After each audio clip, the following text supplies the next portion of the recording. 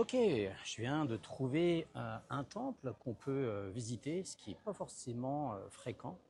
Donc là encore, on m'a équipé avec le sarrau traditionnel. Je vois qu'il y a des touristes derrière moi là aussi qui arrivent, donc je vais me dépêcher de rentrer.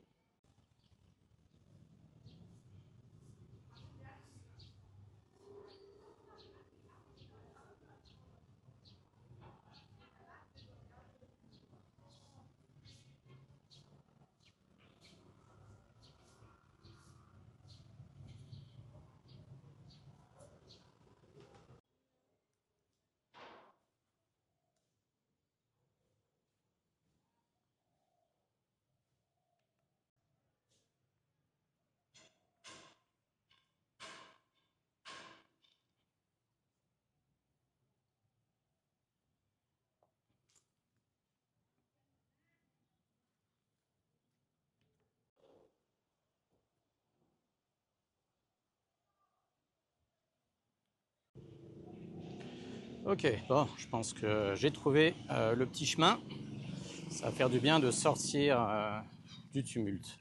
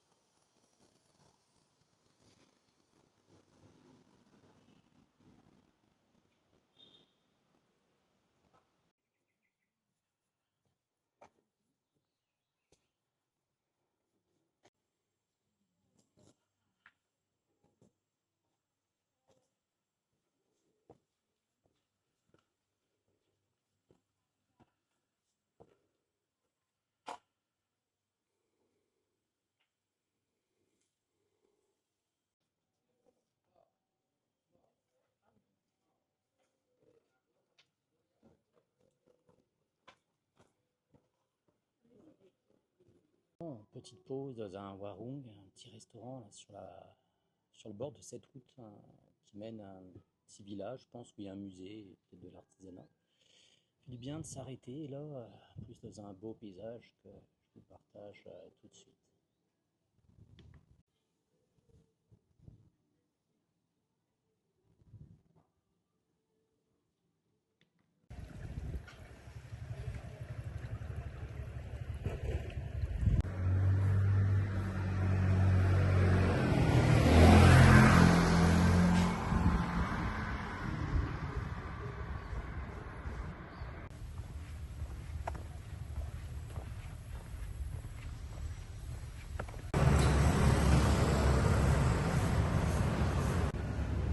Ok, bon, un petit musée pour finir la balade.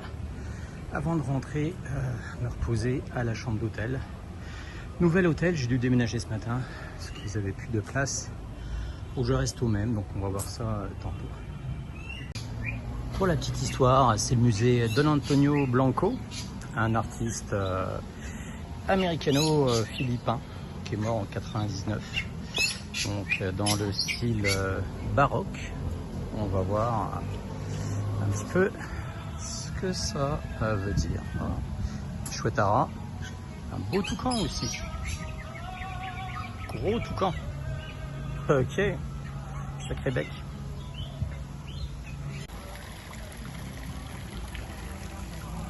Plutôt impressionnant le style. Baroque apparemment. Voilà le monsieur.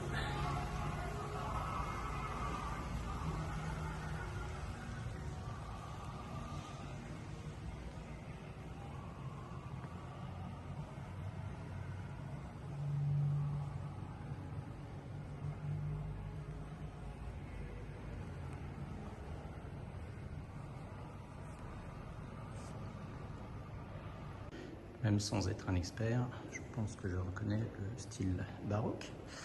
Donc, monsieur qu'on a comparé à Dali. Je ne sais pas ce que ça vaut là, mais c'était ça dans les guides. Donc Ubud, là où je me trouve évidemment. Donc c'est réputé au niveau des arts parce que dans les années 1920 et 1930, plusieurs artistes de renommée internationale, les Allemands, se sont installés dans la région. Walter Spies, désolé pour la prononciation, a ouvert la voie. Et dans les années qui suivent, avec l'impulsion du prince d'Ubud de l'époque, c'est quand même devenu un centre culturel important, Ubud, pendant des années, encore jusqu'à aujourd'hui, paraît-il, avec des artistes qui peuvent encore s'y établir, même si, bon, c'est quand même essentiellement touristique, plus. Et bon, surtout de la vente de tableaux pas très intéressants, je crois, à destination des touristes. Ça me permet au moins de rejoindre mon hôtel à l'ombre et moins stressé par la circulation automobile qui est quand même décidément un enfer sur ces deux rues principales.